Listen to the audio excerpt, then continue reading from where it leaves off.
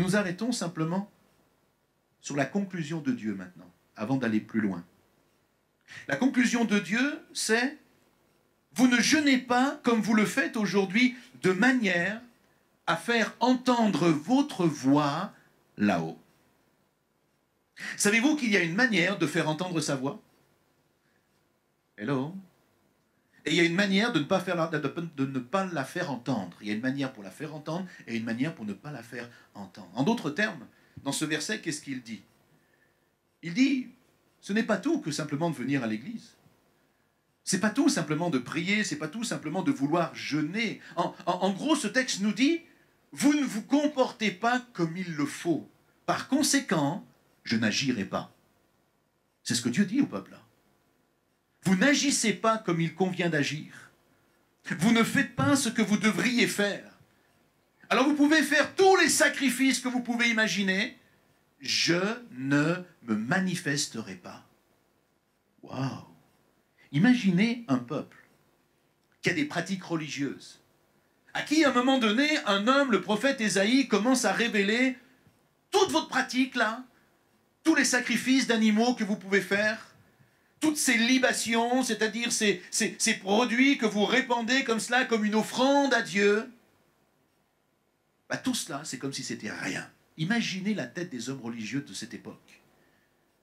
Il dit, vous pouvez faire et encore, et encore, et encore. Dieu ne se manifestera pas, il n'agira pas, il n'exaucera pas vos prières. Et il va aller plus loin. Il va dire parce que vos mobiles, vos motivations ne sont pas bons. Et il va nous dire, remettez-vous en question, revenez à la source. Et n'est-ce pas parfois la conclusion à laquelle nous devrions arriver les uns et les autres? Faire le point dans notre vie. Arriver à un moment donné à nous poser certaines questions. Est-ce que ce que nous faisons est bien? Est-ce que ce que nous accomplissons, c'est bien de ce que le Seigneur nous désire que nous puissions faire? Est-ce que nous faisons bien selon le cœur, la volonté du Seigneur? Je vous avais déjà donné, n'est-ce pas, la définition de la folie évangélique. Vous vous en souvenez? La définition de la folie évangélique, c'est faire ce que nous avons toujours fait, de la même manière, mais en espérant que nous aurons des résultats différents. Vous m'avez suivi? Je la refais. Faire ce que l'on a toujours fait, de la même manière, en espérant que nous aurons des résultats différents. Pour moi, ça, c'est la notion, c'est la définition de la folie. C'est comme si, peut-être ça va mieux vous parler cette histoire, c'est comme si un boulanger venait de trouver une recette excellente pour faire une baguette avec des céréales, avec, comment dirais-je, bien croustillante, et ce qu'il faut comme, pour qu'elle puisse croustiller dessus, mais à l'intérieur, toute moelleuse, etc. Vous voyez, il vient de trouver cette recette-là. Chaque jour, il reproduit cette même recette. Qu'est-ce que cette recette produit? Une baguette. S'il est dans la notion de la folie que je viens de vous dire, il espère qu'un jour, cette recette qu'il est en train de faire produira un croissant. Ça, c'est la définition de la folie. Mais la réalité, c'est que parfois dans l'Église, et nous dans notre vie chrétienne, on est comme ce boulanger. On a certaines pratiques, on a certaines façons de faire, et on pense que par hasard, comme disent certains, par l'opération du Saint-Esprit, eh bien, ce que nous faisons depuis toujours va produire un résultat différent dans quelques années. J'aimerais vous dire que c'est un leurre. C'est un leurre. Ça n'arrivera jamais. Vous et moi, on sait que le boulanger, s'il garde toujours cette même recette, ça aura pour objectif de faire toujours la même baguette. Jamais ça fera un croissant, une brioche, un pain au chocolat, ou même un autre type de baguette. Jamais. Et quelque part, c'est ce que Dieu dit. Il dit, vous n'agissez pas comme il le faut, vous ne faites pas ce qu'il le faut pour que ça change. Donc, ça ne changera pas. Et à un moment donné, il nous faut prendre conscience de cela. Parce que c'est une vraie, comment dirais-je, c'est un problème de mentalité. Je vais même plus loin. Il me semble qu'aujourd'hui, c'est un véritable problème de société. Regardez dans le monde dans lequel on vit, chers amis. Regardez dans quelle société nous sommes. Nous sommes aujourd'hui dans une société où la plupart des gens veulent des résultats, n'est-ce pas? C'est pas vrai? Il y en a qui sont en entreprise, qui travaillent, les gens veulent du résultat, ils veulent gagner mieux, ils veulent avoir plus d'amis. Beaucoup veulent que Dieu les bénisse. Il y a tellement de désirs, d'envie, mais la réalité, c'est que c'est sans pour autant faire certains sacrifices. C'est sans pour autant payer le prix, ou faire les efforts nécessaires pour y arriver. Des fois, ça me fait sourire lorsque j'entends des gens qui me disent « Ah, moi j'aimerais bien mincir, mais je veux mincir, mais en même temps, je veux continuer à manger des pizzas tous les jours. » Ça va être compliqué, hein? Mais on a plein de pensées comme ça. Je veux être musclé, mais j'ai pas envie de faire de sport. Et la société marche là-dedans. Vous avez vu, on vous vend maintenant des machines pour mettre un peu partout, sur les oreilles, le nez, tout ça, pour vous muscler tous les trucs là. Et puis, mais la réalité, c'est que pour beaucoup, ça ne marche pas. Vous avez remarqué, moi, je suis toujours étonné, ils mettent en publicité des gens, quand vous les voyez, vous dites, mais pourquoi il met une machine, lui? Il n'a pas besoin de machine. Hein. Vous regardez là, ça fait tous les tablettes de chocolat. Bon, moi aussi, j'ai les tablettes de chocolat, mais c'est emballé dans un papier parce que ça a fondu un peu. Mais eux, ça n'a pas fondu, vous voyez bien tous les... Et vous dites, mais ils ont pas besoin de ça. La réalité, c'est que vous mettez la machine là, et vous faites comme ça fait plein de trucs bizarres, et puis au bout de 3 mois, vous voyez que vous n'avez pas changé. Oui, on a plein de conceptions. Vous avez des gens qui sont là, ils veulent trouver la femme idéale, ils veulent trouver le mari idéal, mais ils ne veulent pas quitter l'appartement chez papa-maman. Ça ne peut pas marcher. Je veux des résultats spirituels, mais je veux surtout pas changer mes habitudes de vie. Je veux plus de bénédictions, je veux plus de résultats spirituels, mais je veux surtout pas que ça prenne plus de temps et que finalement je passe moi plus de temps avec Dieu. Non, surtout pas. Il est Dieu, et s'il veut m'en donner plus, il le fait. On est dans cette conception-là. Je veux que Dieu me bénisse, mais je ne veux pas me soumettre à sa volonté. Je ne veux pas réfléchir et savoir qu'est-ce que Dieu a prévu pour moi, pour que je sois épanoui, heureux, tout simplement béni. Et on peut démultiplier cela. Combien sont ceux qui disent « Oh, je voudrais que l'Église soit plus accueillante, que la peinture soit refaite, que les trous soient bouchés, que tout ce qui avait comme petit problème, eh bien, voilà, j'aimerais vraiment que tout soit mieux. Plus de déco, plus de lumière, mais je ne veux pas y participer. Je ne veux pas participer, je ne veux pas m'impliquer davantage, je ne veux pas donner mon offrande même en totalité. On ne comprend pas. Et cette liste, elle est sans fin. C'est une mentalité qui traduit l'état d'esprit d'une grande majorité de nos contemporains aujourd'hui. Vous savez dans quoi ils vivent? Dans des rêves. Mais on peut les qualifier de rêveurs. Parce que ces rêves ne s'accompliront jamais. Dieu ne cherche pas des rêveurs. Dieu cherche des gens qui se réveillent pour que leurs rêves s'accomplissent. Hello? Dieu désire que nous prenions conscience de notre situation. Et qu'à un moment donné, nous nous réveillons en disant, Seigneur, mais où j'en suis? Si nous restons dans nos rêves, la réalité, c'est que nous n'atteindrons jamais nos objectifs. Vous avez tellement... Et la société aujourd'hui de consommation l'a bien compris, c'est pour ça qu'on vend du rêve. Et oui, plein de gens vendent du rêve aujourd'hui. Combien sont de personnes autour de nous qui vivent, comme j'appelle parfois, ils vivent par procuration? Ils vivent au rythme des séries télévisées, ils vivent au rythme de certaines émissions de télé-réalité. Ils vivent au travers de la destinée que d'autres sont en train de se créer, et via Internet, etc. Mais eux, ils restent toujours les mêmes. Leur vie ne change pas. Et dans le domaine spirituel, nous retrouvons souvent la même chose. Vous avez certaines personnes qui aspirent à vivre ce qu'ils voient dans certaines vidéos parce qu'ils ont vu que dans une église, dans un certain pays, il y avait un réveil, il y avait ceci, etc. Et vous avez des gens qui sont là éblouis, ils disent « Ah, mais c'est ça qu'il faut qu'on vive à l'église. Et pourquoi on vit pas ça? Et pourquoi le pasteur, il nous amène pas là? Et pourquoi le frère intel et la sœur intel, ils sont pas comme ci, comme ça, pour que nous puissions vivre ces choses ?» Alors du coup, au résultat, c'est quoi? On critique, on juge, on condamne. L'Église où même nous sommes là et nous vivons des moments compliqués. Et il y a tellement de personnes qui disent « Mais nous voudrions tant vivre des choses différentes. Plus de ceci, moins de cela. » Mais eux, ils ne sont jamais prêts à s'impliquer. Ils ne sont jamais prêts à relever les manches en disant « Allez, on y va. » Parce que pour y arriver, il va falloir s'investir. Est-ce que vous êtes d'accord avec moi? Excusez-moi si le message est un petit peu dur ce matin, mais il me semble quelque part il est un peu la réalité aussi. Hein. Il y a une réalité qui est là. Ce n'est pas cela le plan de Dieu pour nous. Nous ne pouvons pas continuer à travailler, nous ne pouvons pas continuer à agir, nous ne pouvons pas continuer à prier, nous ne pouvons pas continuer à œuvrer comme nous le faisons depuis 50 ans et plus, en espérant que demain nous aurons des résultats différents. Nous devons prendre conscience de ce que nous vivons aujourd'hui. D'abord pour une raison très simple, c'est qu'aujourd'hui nous sommes en 2018. On ne s'habille plus en 2018 comme on s'habillait en 1970.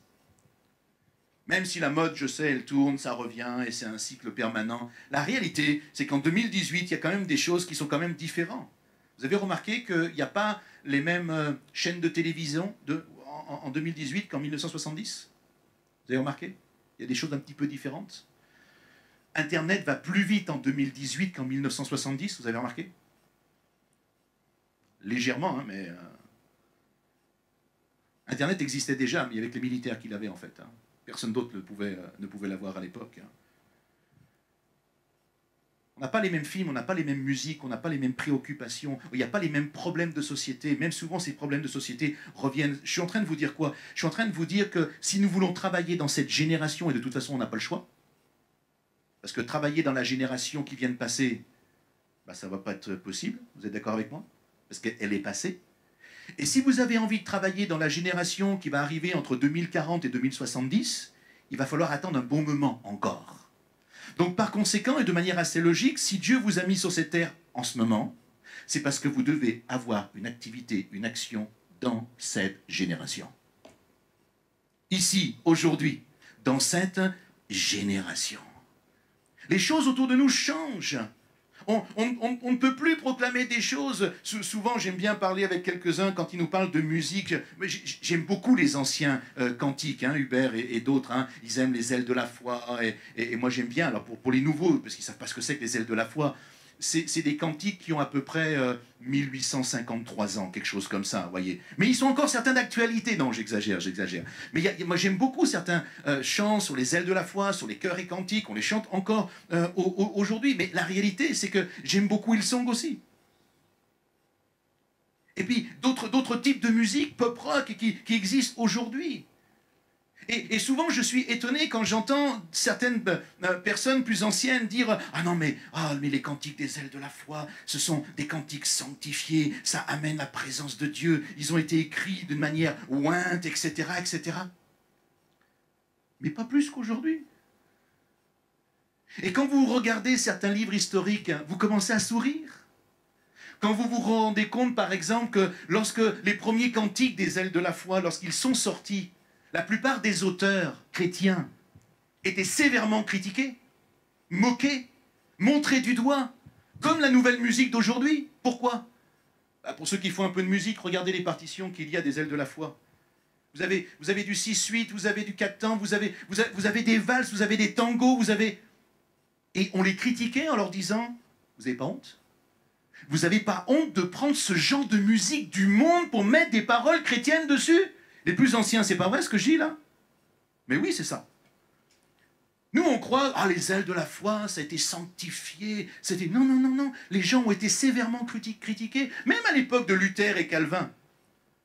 Lui, à un moment donné, il a compris, il y a quelque chose qui s'est passé. Il s'est dit, mais si on veut attirer les gens dans nos églises, et vous savez que Luther et Calvin sont à l'origine de la séparation entre les catholiques, et ça a développé ensuite le monde protestant. Ils se sont dit, si on pouvait prendre la musique qu'on entend là dans quelques brasseries à droite à gauche, là, et sur ces mêmes musiques, on va chanter Jésus. Ça va attirer des gens. Je ne sais pas où il a eu cette idée, ou certainement le Seigneur l'a inspiré, mais la réalité, c'est quoi? C'est que ça a marché. Et quand vous lisez certains faits historiques encore aujourd'hui, vous voyez combien l'Église catholique de l'époque l'a sévèrement critiqué, en lui disant que c'était un moins que rien, tout simplement parce qu'il allait jusqu'à prendre des musiques mondaines pour chanter la gloire de Jésus. Il avait juste tout compris. Là-haut, pas beaucoup d'amen là. Hein. Il avait juste tout compris. Ne me racontez pas qu'il y a de la musique chrétienne. La musique, elle n'est pas chrétienne. Il n'y a pas de musique chrétienne. Il y a la musique. Après, tout dépend ce que vous mettez dessus, ce que vous faites, qu'est-ce que vous chantez avec. Ou alors, si on va dans ce délire-là, alors il y a des sonos chrétiennes et il y a des sonorisations non chrétiennes. Il y a des micros chrétiens et il y a des micros diaboliques. Parce que c'est là où on a une réflexion qui est complètement ahurissante parfois, n'est-ce pas? Il y a des pupitres chrétiens, d'ailleurs on l'a bien choisi, celui-là, on sait qu'il est spirituel, mais il y a des pupitres païens. Vous voyez où va la bêtise? Vous voyez jusqu'où on est capable d'aller dans nos bêtises? Il n'y a pas de musique chrétienne, il n'y a pas d'instrument qui soit chrétien ou non chrétien.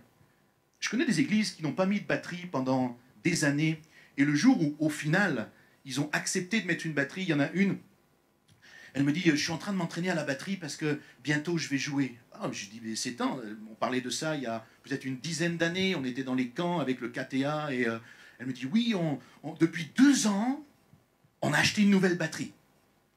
Alors je réfléchissais en moi-même, je me disais, attends, vous avez acheté une batterie il y a 2 ans, j'ai dit, elle est où cette batterie? Elle dit, elle est sur l'estrade. Et j'ai dit, et toi, tu commences que maintenant? J'ai dit, pourquoi? Il y a quelqu'un qui est parti, tu vas... Elle dit, non, non, non, non, on l'a mis sur l'estrade pour que les gens s'habituent. Parce qu'ils n'avaient pas l'habitude d'avoir des batteries, guitares électriques, tout ça. Et je dis, mais depuis 2 ans, je dis, c'est une blague.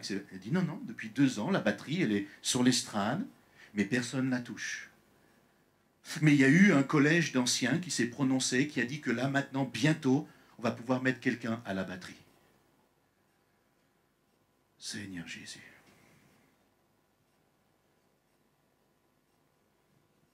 Vous savez pourquoi j'ai pas de cravate ce matin? Parce que 90% des frères qui sont dans cette église n'ont pas de cravate. Je m'adapte. J'étais en église en région parisienne, dans des églises où tout le monde avait la cravate. J'ai mis la cravate. Est-ce que vous me comprenez? Je ne veux pas être une occasion de chute. Samuel, il a même enlevé la cravate. Gloire à Dieu. Vous avez vu que Jésus est vivant?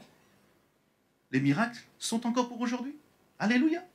Mais oui, on s'adapte à la société, on s'adapte aux gens qui sont là. C'est ce que l'apôtre Paul lui-même, c'est le béaba de son enseignement. Fais avec les Juifs comme ils sont Juifs. Fais avec les Grecs de la manière dont ils vivent, de la manière grecque, etc., etc. On s'adapte. Ça ne veut pas dire qu'on vit dans le péché. Non, il était suffisamment intelligent pour comprendre la génération dans laquelle nous nous trouvions. Frères et sœurs, vous allez me dire, mais vous parlez du jeûne et prière, vous êtes en train de nous parler de la musique, ça n'a rien à voir, ça a tout à voir. Ça a tout à voir. Vous savez pourquoi? Parce que lorsque vous commencez à jeûner et à prier, le Seigneur, il parle à notre cœur. Et il commence à révéler des choses qu'on n'a pas compris depuis 10 ans, 20 ans, 30 ans, 40 ans, 50 ans. Il commence à révéler des choses dans notre existence, dans notre cœur. On prend conscience de certaines réalités et on se dit, mais j'ai cru ces choses-là depuis tellement d'années. Et en fait, elles n'ont aucune fondation, aucun fondement théologique. Je les ai imposées à ma vie. Je les ai imposées à mes enfants. Je les ai imposées à ma famille. Je les ai imposées même à des frères et sœurs qui venaient me voir, leur disant que le processus, les pratiques spirituelles, c'était ça et pas autre chose. Mais combien sont ceux qui, 10 ans, 15 ans, 20 ans, 30 ans plus tard, se posent un certain nombre de questions? Pourquoi? Parce que votre vie ne change pas. Parce qu'il n'y a pas plus de miracles. Parce qu'il n'y a pas plus de révélations. Parce qu'il n'y a pas plus de signes ou de prodiges de la part de Dieu. Et tant de jeûnes et de prières sont là pour que le Seigneur façonne notre mentalité, façonne notre cœur, façonne notre état d'esprit, pour que le Seigneur nous fasse prendre conscience dans quelle génération nous vivons aujourd'hui. Quelle est la population qui nous entoure? Comment je dois me comporter? Comment je dois apprendre à parler? Et là, on a un modèle d'exemple qui est extraordinaire. Il s'appelle Jésus-Christ. Alléluia. Je vous ai dit qu'il y a 2 heures, 3 heures à peu près de prédication, donc je commence à me mettre un peu à l'aise. Quand vous regardez les messages de Jésus, la manière dont il s'est adressé aux gens, quand vous regardez la façon dont il va parler à Bartimée, la façon dont il va parler aux hommes religieux de l'époque, la façon dont il va parler à certaines femmes, vous dites, mais quelle intelligence! Jésus était un psychologue extraordinaire, il avait cette capacité de s'adapter à la situation et à la personne qui était en face de lui. Il ne venait pas en disant, hey, oh, tu baisses d'un ton, tu descends de 3 étages, je suis le Fils de Dieu. Donnez-moi un seul verset où Jésus s'est présenté comme ça. Bon, laissez tomber les 3 étages, tout ça, ok? Mais juste où il a dit, je suis le Fils de Dieu, vous n'avez rien à dire. Jamais il s'est présenté comme ça. Quand il va proclamer qu'il est le Fils de Dieu, c'est parce que les hommes religieux, etc., lui faisaient la misère.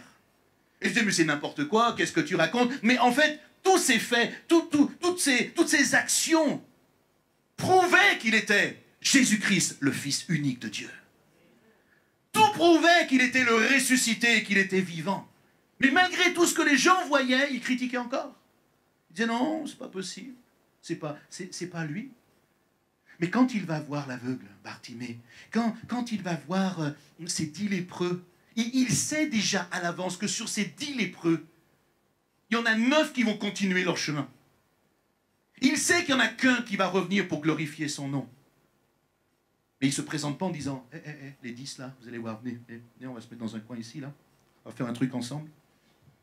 Oui, je vois, vous êtes lépreux, tout ça, vous inquiétez pas. Je suis le Fils de Dieu. Vous allez voir, ça va bien se passer. On va faire comme ça, comme ça et comme ça. Et puis, c'est pas du tout comme ça qu'il a fait les choses, n'est-ce pas? Reprenez le texte, reprenez la manière, la pédagogie et la psychologie de Jésus, la façon dont il a commencé à parler à ces gens, la manière dont il les a amenés à respecter l'autorité spirituelle qui était en place. Retournez, allez vous laver, il leur a dit. Eux, ils ne savaient pas ce qui allait se passer. Quand il leur a dit « allez vous laver », ils étaient toujours lépreux. Il leur manquait des bouts de doigts, des bouts de main peut-être. Il y avait toujours des choses dans leur corps qui les faisaient souffrir. C'est alors qu'ils se sont mis à obéir sur la parole de Jésus, qu'ils n'ont pas commencé à discuter en disant « pourquoi le lavoir là-bas, faut aller là ?» Moi, j'en connais une qui est plus près, elle est drôlement mieux. En plus, à côté, il y a des barbecues, tout ça, ils vendent des petits trucs sympas. Ils n'ont pas commencé à discuter comme nous, on discute, vous savez. Nous, on est toujours en train de remettre en question. Quand Dieu nous dit quelque chose, quand Dieu nous demande d'accomplir quelque chose, on est toujours en train de mettre en doute ou de trouver une autre solution. Alors, ils ont juste obéi à cette parole, ils sont partis. Puis à un moment donné, alors qu'ils étaient en train de marcher, il y en a un qui s'est rendu compte, il a dit ce matin, je me suis levé, j'avais 3 doigts. J'en ai 5. J'ai tous mes doigts. Ma main, ma peau, tout est refait. Ils ont commencé à prendre conscience du rapport qu'il y avait entre la parole de Jésus et l'obéissance qu'ils avaient engagée. Alors eux sont allés jusqu'au réservoir pour aller se nettoyer, se laver. Puis il y en a un qui a dit non, c'est pas possible, il faut que je revienne. Mon frère, ma soeur, cher ami, tu as besoin de revenir ce matin. Tu as besoin de revenir glorifier Jésus. Pas comme tu en as envie, pas comme tu le veux, comme lui le souhaite. Et les temps de jeûne et prière, ils sont là pour que nous puissions reprendre conscience de nos situations, de savoir où nous sommes et de pourquoi aujourd'hui il est urgent. Lorsque Dieu à Ésaïe va donner cette parole, c'est tout simplement parce que l'heure était grave. Mais j'aimerais vous dire que si Dieu nous donne une parole comme cela aujourd'hui, c'est parce que aussi l'heure est urgente. Il y a des événements internationaux qui sont en cours de réalisation et il nous faut tout simplement être prêts à les vivre parce que les prophéties bibliques sont en train de s'accomplir aujourd'hui. Ça fait des décennies que nous le prêchons, ça fait des décennies que nous le disons, ça fait des décennies que nous l'enseignons. Mais depuis quelques dizaines d'années, Et particulièrement ces quelques 5, 6 dernières années, il y a des choses tellement évidentes qui se déroulent sous nos yeux. Nous entendons à la radio, nous le voyons à la télévision. Mais beaucoup d'entre nous, nous ne prenons pas garde à ces choses. C'est la raison pour laquelle Dieu va dire à un moment donné, mais le jeûne auquel je prends plaisir, et est-ce qu'il se résume finalement au verset 5, il dit, est-ce que ça se résume simplement à courber la tête comme un roseau, à se coucher là sur le sac et la cendre, à faire toutes sortes de simagrées, etc. Est-ce que c'est si difficile de comprendre ce que moi j'ai prévu pour vous? Il pourrait dire aujourd'hui, le jeûne auquel je prends plaisir se résume-t-il simplement à avoir des crampes d'estomac, à se priver simplement de nourriture pendant quelques jours? Est-ce simplement ce que je vous demande, la manifestation d'une attitude extérieure qui respecte quelques règles alimentaires? Est-ce que c'est ça le vrai jeûne? Et là, il va nous enseigner maintenant, et je vous demande d'être attentifs pendant quelques instants. Dieu dit qu'il est nécessaire de revenir à une véritable attitude de cœur. Dieu dit qu'il est nécessaire de revenir à une authenticité de vie. C'est ça qu'il est en train de nous dire. Verset 6, il dit, voici le jeûne auquel je prends plaisir. Voici le jeûne que je vous conseille. Il va nous dire, voici ce qu'il faut faire en réalité. Et il commence à nous enseigner. Petit a, détache les chaînes de la méchanceté. Qu'est-ce que ça veut dire? C'est quoi détacher? Il nous dit peut-être, est-ce qu'il y a de la méchanceté dans ton cœur? Est-ce qu'envers certaines choses, il y a encore de la jalousie, de l'aigreur, de l'amertume, du ressentiment? Dieu dit, fais un travail pendant ce temps de jeûne et prière pour détacher ces choses. À quoi ça sert de venir là pour chanter, pour prier, alors que dans ton cœur, il y a toujours de l'amertume, toujours de l'aigreur, toujours quelque chose qui est là au fond de toi-même, qui est un ressentiment et qui t'affecte terriblement. Le Seigneur nous dit, mais si ces choses sont là, Dieu dit, mais je ne pourrais pas agir. Approche-toi de moi, tel que tu es. Laisse-moi agir. Prends la décision de détacher les chaînes de la méchanceté. Il continue, il dit, petit b, dénoue les liens de la servitude. Une autre version dit, dénoue les liens de l'esclavage. La servitude, l'esclavage, c'est comme une emprise, vous savez. Oh, certains vont dire, mais non, mais on n'est pas esclave aujourd'hui, on est esclave de rien. Et ben, moi, je crois qu'au contraire, aujourd'hui, on est dans une société qui fait en sorte que nous soyons esclaves de tout. Parce que la société de consommation fonctionne comme ça. Elle nous rend esclaves, même de choses dont nous n'avons absolument pas besoin. Mais elle a cette capacité publicitaire de nous amener à être esclaves de ces choses parce qu'à un moment donné, ça va nous dominer. Et une des choses qui nous domine, c'est l'oppression. Des situations qui semblent plus fortes que nous, dont on a l'impression qu'on ne peut pas se défaire tout seul. On parle souvent de la cigarette, de l'alcool, de la drogue, etc. Mais combien sont ceux aujourd'hui qui sont sous l'emprise de la télévision? L'amour du bien-être, le matériel. J'ai rencontré quelqu'un il n'y a pas très longtemps, il aime bricoler. Quand je suis allé un jour dans son garage, j'étais furieusement surpris. Il avait pratiquement dans tous les... J'ai jamais vu, je croyais que c'était une quincaillerie quand je suis rentré. Mais tout était en double ou en triple. Il me dit, tu comprends, si jamais il y en a une, là, de la perceuse qui tombe en panne, je pourrais prendre l'autre. Et je dis, si celle-ci retombe en panne, c'est pour ça que tu en as une troisième encore qui est dans un carton, qui attend là. Et tout était en double ou en triple. Des perceuses, de l'outillage sous toute forme. J'ai dit, il faut ouvrir un commerce. Hein. Il dit, mais tu comprends, si jamais un jour il me manque quelque chose, il me manque ceci, Juste avoir ce dont nous avons besoin. Juste ça. Avoir ce qui est juste simplement nécessaire pour vivre. Combien sont ceux qui sont dans cette oppression, dans cette servitude de tout ce qui est argent. En fait, la réalité de tout cela, c'est que ça crée un esprit d'inquiétude. Vous Vous avez des gens, quand ils n'ont rien, ils sont tranquilles. Dès qu'ils possèdent quelque chose, ils commencent à être inquiets. Bah, donne ce que tu as, comme ça tu n'es plus inquiet. Vous avez remarqué? Plus on a, plus on est inquiet. Pas d'avoir davantage, mais de perdre ce que l'on a. Bah, donne-le tout de suite, comme ça tu es tranquille. Et tu es relax. Et vous voyez, il y a cette activité comme ça dans notre esprit, on devient angoissé, craintif. C'est juste tout l'inverse de la foi. C'est tout l'inverse de la persévérance. C'est tout l'inverse de la confiance en Dieu. Dieu nous dit, dénoue ces liens. C'est-à-dire, d'une manière simple, ne garde pas ces choses dans ton cœur. Ouvre ta vie, ouvre ton cœur. Dieu va trouver une solution.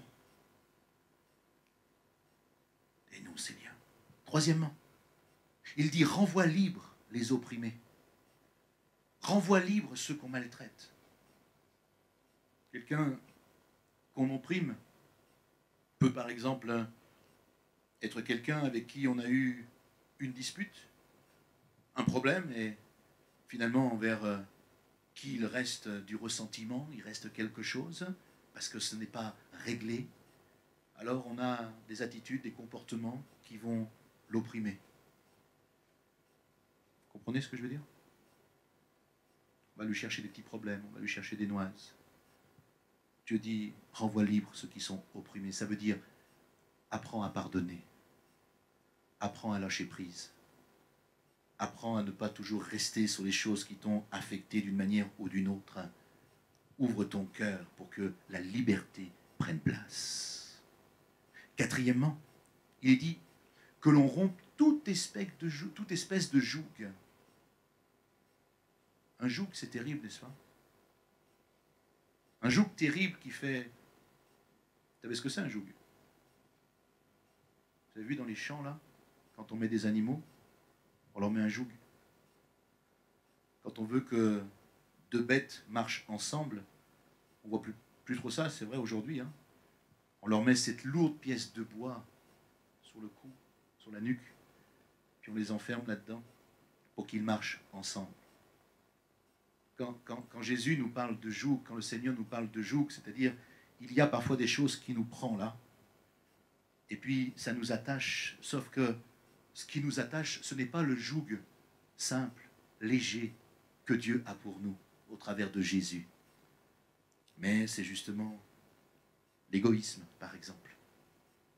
Des jougs qui vont simplement nous affecter. Le fait de penser souvent rien qu'à nous, plutôt qu'à nous, toujours à nous, plutôt qu'aux autres, ou plutôt qu'à Dieu.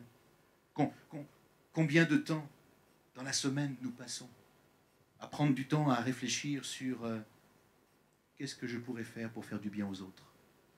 Comment Dieu va-t-il pouvoir m'utiliser pour bénir ceux qui sont autour de moi? Combien de fois nous pensons de cette manière-là? Ou au contraire, nous pensons des fois plus souvent en disant quel type de prière faudrait-il que je fasse pour que Dieu me bénisse davantage? Est-ce que je peux vous dire que la bénédiction vient quand nous cherchons à ce qu'elle tombe sur les autres?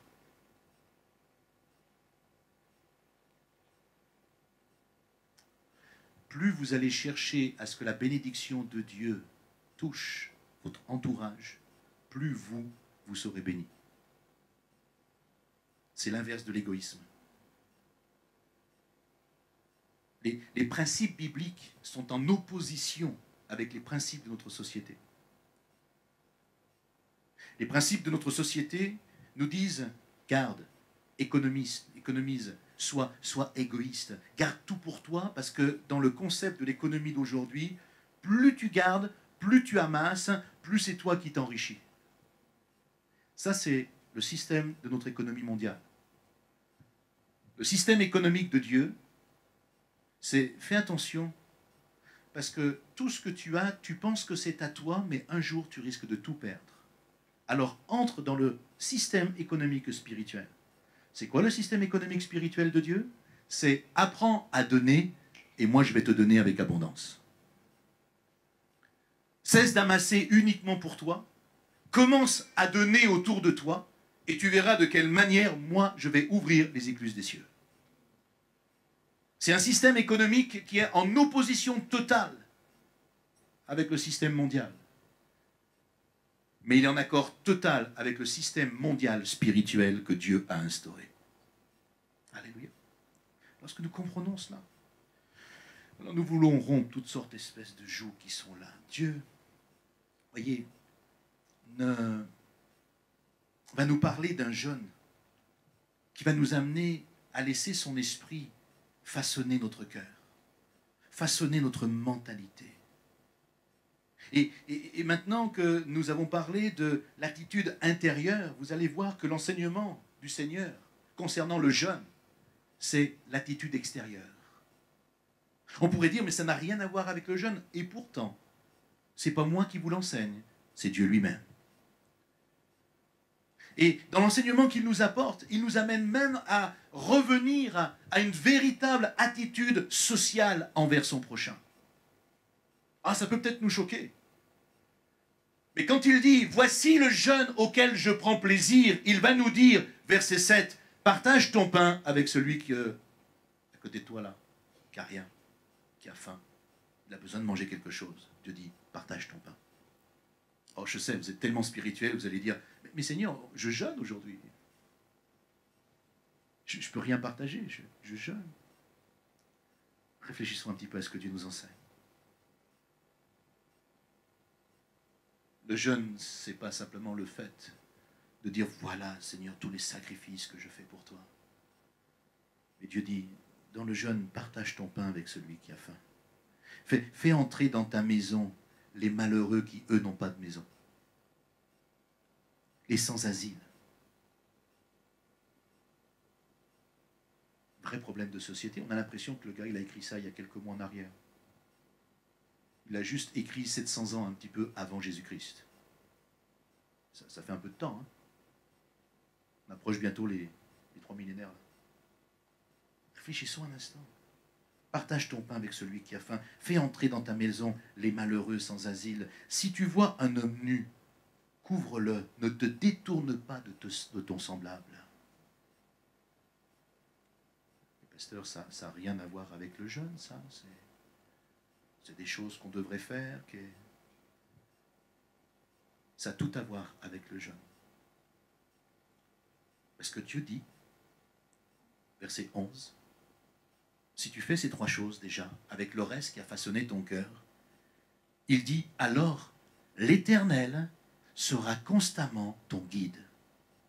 Et c'est pas ça que nous avons essayé de chanter un petit peu tout à l'heure? Chercher sa présence, chercher... L'Éternel sera constamment ton guide. Si tu fais ces choses, il répondra à tes besoins. Même dans les endroits les plus arides, les plus secs, les plus desséchés, il répondra. Et je vais vous dire un secret. Là où j'ai vu le Seigneur le plus souvent agir, c'est pas quand j'étais dans l'abondance. Parce que quand on est dans l'abondance et qu'on veut donner, c'est facile. Mais quand vous êtes dans la disette, et que Dieu nous dit, donne quand même. Non mais Seigneur, tu vois bien que je ne peux pas donner là ce mois-ci. Je n'ai pas grand-chose à manger, j'ai certaines factures à payer, j'ai ceci à faire, j'ai ceci encore autre chose à faire, etc. Eh bien, ce sont dans ces moments-là que nous voyons la gloire de Dieu se manifester. C'est dans ces instants-là où humainement nous disons, c'est pas possible, que lui divinement dit, mais par moi, ça va être possible. Par toi-même, c'est pas possible, mais par moi, ça va être possible. Oh, mais Seigneur, comment tu vas le faire? Et la réalité, c'est qu'il le fait. Quand nous commençons à nous mettre vraiment là, à sa disposition, il le fait véritablement. Il répond à nos besoins dans les lieux les plus compliqués. Il dit même, il redonnera des forces à tes membres. Comment? Si je partage mon pain avec celui qui a faim, si je fais entrer dans ma maison le malheureux, si je vois un homme nu et que je lui donne un vêtement, il y a un lien directement avec ma restauration physique. Est-ce que vous comprenez? Il y a un lien avec ma guérison. Hello? Il y a un lien avec ce qui se passe directement dans mon corps. Alors je ne dis pas que le lien il est forcément spirituel, ce que je suis en train d'expliquer. C'est que si vous prenez les 3 passages que nous avons étudiés, partage ton pain, fais entrer, quand tu vois un homme nu, etc., Ça nous enseigne à faire quoi? Ça nous enseigne à donner, n'est-ce pas? Quand nous donnons, ça forge notre caractère. Ça transforme notre caractère. C'est pour ça que Dieu nous demande de donner. Quand on devient des donateurs, ça change notre manière d'être. Et normalement, lorsque nous donnons, ça procure quelque chose d'incroyable. Vous savez comment ça s'appelle? Ça s'appelle la joie.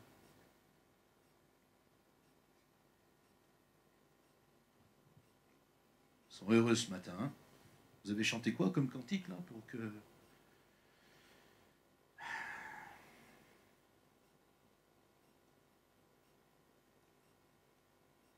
Ça procure la joie. Mais oui, parce qu'il y a plus de joie à donner qu'à recevoir. Seigneur Jésus. Mais donner là où il faut. Je fais une parenthèse. Pourquoi je dis cela? Parce que je discute depuis 2 ans avec les uns, les autres, et je suis parfois tellement étonné. Dans certaines cultures, alors que certains arrivent en France, ils cherchent une église, ils s'installent. Je suis tellement étonné de voir qu'ils continuent à donner leur offrande dans la première église où ils se sont convertis, il y a 25 ans. Et puis ils font une autre offrande parce qu'ils sont passés un jour par une autre église, quelque part, dans un autre pays. Puis ils font encore une autre offrande parce qu'ils sont passés dans une église en région parisienne. Et puis ensuite ils arrivent ici. Puis ils disent, mais vous voyez, pasteur, on ne peut pas donner notre offrande parce qu'elle est déjà divisée en 5 ou 6 parties. Je dis, mais je ne comprends pas votre fonctionnement. Je ne comprends pas. C'est même pas biblique. Qu'est-ce que la Bible nous enseigne? Là où tu es, participe à la vie de ton église. Pas là où tu t'es... Si après tu es dans l'abondance et qu'au-delà de ta dîme, au-delà de ton offrande, tu veux faire des offrandes supplémentaires et que tu as les moyens de le faire, fais-le. Pas de problème. Fais-le. Mais commence déjà pleinement à participer là où tu es.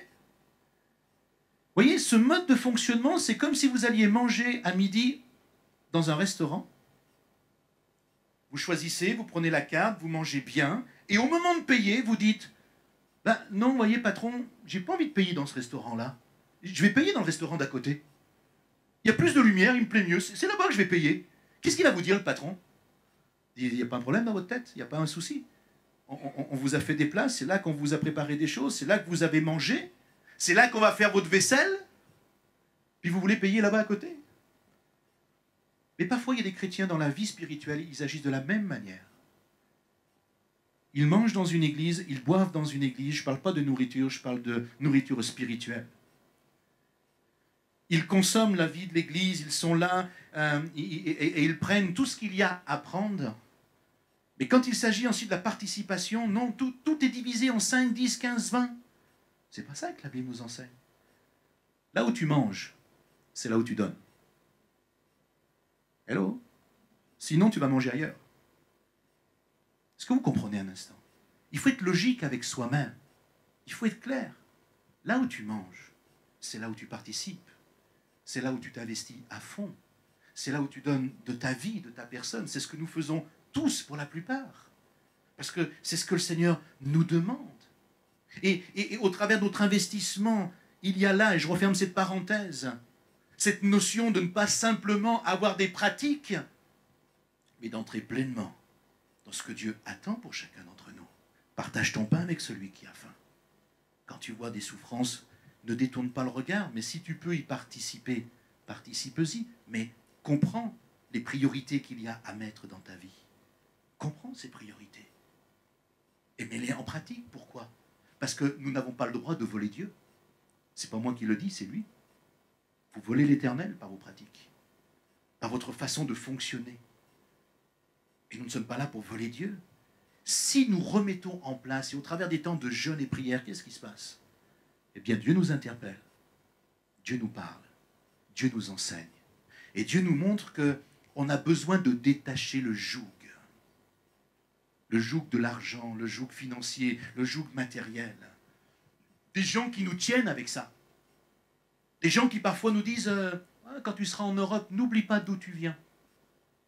Mais pour eux, n'oublie pas d'où tu viens, ça veut dire n'oublie pas chaque mois de faire le chèque. Excusez-moi, mais je vous dis les choses avec vérité. Mais ça, c'est malsain. C'est pas biblique. C'est à l'opposé même de ce que la Bible enseigne. C'est de l'avidité, la cupidité de la part de ceux qui vous le demandent. C'est pas comme ça que ça fonctionne. Le chauffage, l'électricité, la climatisation, c'est pas là-bas que vous la consommez, c'est ici. Vous me suivez? Alors nous devons nous impliquer ensemble, ici. Parce que lorsque nous nous impliquons ensemble, ici, Dieu manifeste sa gloire ensemble, ici. Alléluia. Et Dieu n'a pas fini de manifester sa gloire. Il dira, regardez, tu seras pareil à un jardin arrosé, à une source dont l'eau n'arrête jamais de couler. Prenez simplement ce verset 11. Méditez-le cette semaine. Regardez toutes les promesses dans ce verset 11 qui sont attachées à la compréhension de ce que Dieu met en place dans notre vie. Et si nous mettons en place ces choses dans notre vie, et il va plus loin. Parce que moi déjà, vous voyez, j'aurais que le verset 11, je le prends et je le garde. Et je dis, Seigneur, si c'est ça ta bénédiction, je prends tout là, parce qu'il y a 4-5 points qui sont vraiment intéressants, je prends ça, et ça pour toute ma vie, ça me suffit. Sauf que le prophète Ésaïe, lui, il ne s'arrête pas là. Il continue encore à nous enseigner. Et il nous dit quoi? Et je vais terminer avec ça. Verset 8. Si tu fais toutes ces choses, si tu laisses Dieu façonner ton cœur, ta mentalité, ton état d'esprit, si tu commences à rentrer dans une pratique active de cette action sociale de Dieu est en train de te mettre en place, verset 8, il dit, alors ta lumière poindra. Et un autre verset dit, elle jaillira comme l'aurore. Oh, la lumière va... Combien de temps tu es dans les ténèbres? Combien de temps c'est difficile? Dieu dit, regarde, remets les bidons en place. Excusez-moi cette expression. On dit parfois, remettez les barres sur les T, les points sur les I. Pas l'inverse, parce que ça ne sert à rien. Mais si vous le faites dans cet ordre-là, ça marche bien. Les barres sur les T, les points sur les I, si vous faites ces choses-là, Dieu dit, il y a une bénédiction. Il y a une bénédiction qui est là. Ta lumière va jaillir comme l'aurore. Et de quoi il nous parle? Il suit, il dit, ta guérison, ta restauration germera, progressera promptement. Ta justice marchera devant toi et la gloire de l'Éternel t'accompagnera. Verset 9, alors tu appelleras. Et vous savez ce qu'il va faire? Il va s'enfuir. Non? Non, il est dit, tu appelleras l'Éternel et l'Éternel répondra. Tu crieras et il dira, je suis parti. Qu'est-ce qu'il dit? Ah, on n'a pas la même version. Mais oui, tu crieras et il dira, me voici. Pourquoi? Parce que tu es fidèle et juste serviteur. Parce que tu es fidèle et juste servante. Parce que tu as compris les principes bibliques, parce que tu les remets en place dans ta vie, et parce que tu remets ces choses en place, moi je promets de te bénir, alléluia. Pas moi, pasteur Emmanuel du Vieux-Art, je ne peux pas vous bénir, mais celui que je sers, je sais qu'il a toute la puissance et la capacité de te bénir, mon frère et ma soeur. Il a cette puissance, cette capacité et cette volonté, ce désir, cette envie, parce que c'est écrit et qu'il l'a fait déjà des milliers, des millions de fois. Et il va le faire encore, parce qu'il n'a pas dit son dernier mot. Même si les choses sont en train de s'accomplir sur notre terre, la réalité, c'est que c'est encore le temps de saisir les bénédictions de Dieu et de les vivre. C'est encore le temps de faire la paix avec Dieu. C'est encore le temps de comprendre qu'on ne sommes pas là pour mettre en place une religiosité dans notre vie, mais Dieu attend que nous puissions établir ensemble une vraie relation avec lui. Une relation unique, une relation de cœur, une relation simplement sincère, fidèle et honnête. C'est ça que Dieu veut que nous puissions mettre en place. C'est pour ça qu'il nous dit, le jeûne, la prière, ce n'est pas simplement de courber nos fronts, de se plier en deux, de lui montrer qu'on arrête de manger. Non, il y a un ensemble spirituel. Cet ensemble spirituel, c'est une régénération de notre intelligence. Un renouvellement de notre esprit. Une prise de conscience de là où nous en sommes aujourd'hui en disant, Seigneur, mais si la bénédiction n'est pas telle que je la vois, il y a peut-être des choses et des questions à se poser. Mais la question à se poser ou les questions à se poser ne sont pas dans ta direction. Le problème, c'est certainement pas toi, mais c'est peut-être nous le problème. La manière dont nous comprenons les choses, la manière dont nous faisons les choses, la manière dont nous disons les choses, la manière dont nous pratiquons les choses.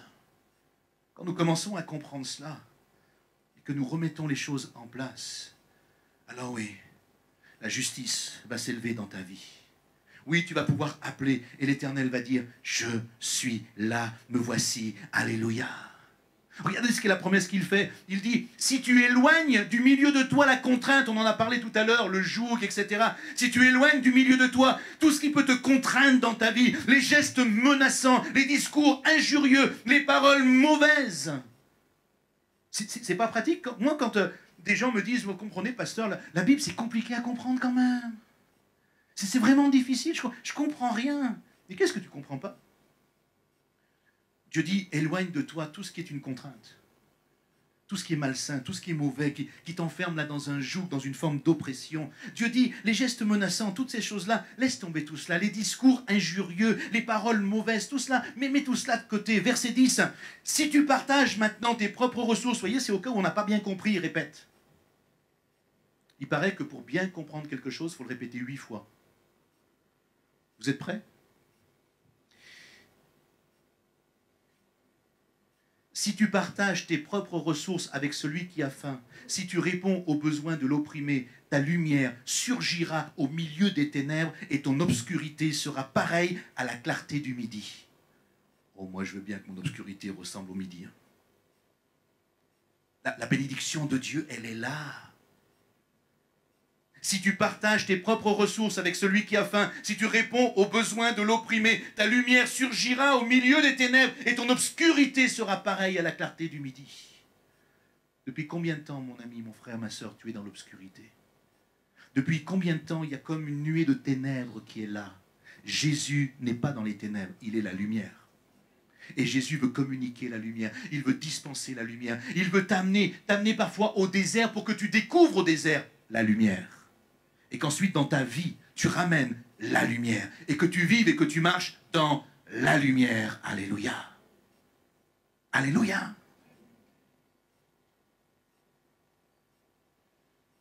Verset 11. L'Éternel, alors, sera toujours ton guide. C'est la seule chose que j'ai besoin, Seigneur. Que tu sois mon guide. Il rassasiera ton âme dans les lieux les plus arides. Il redonnera de la vigueur à tes membres. Tu seras comme un jardin arrosé, une source qui ne tarit pas. Ces choses ne sont pas des fabulations. Ces choses ne sont pas des histoires pour les vieux, ce n'est pas des histoires pour les enfants. Ces choses, elles sont pour nous aujourd'hui. Alléluia. Oh, elles sont pour nous aujourd'hui, ces choses. Je ne sais pas, mon frère, mon ami, dans quelle situation tu te trouves. Mais ce que je peux te dire, c'est quand tu recommences à mettre en place les priorités divines, la lumière commence à poindre son nez.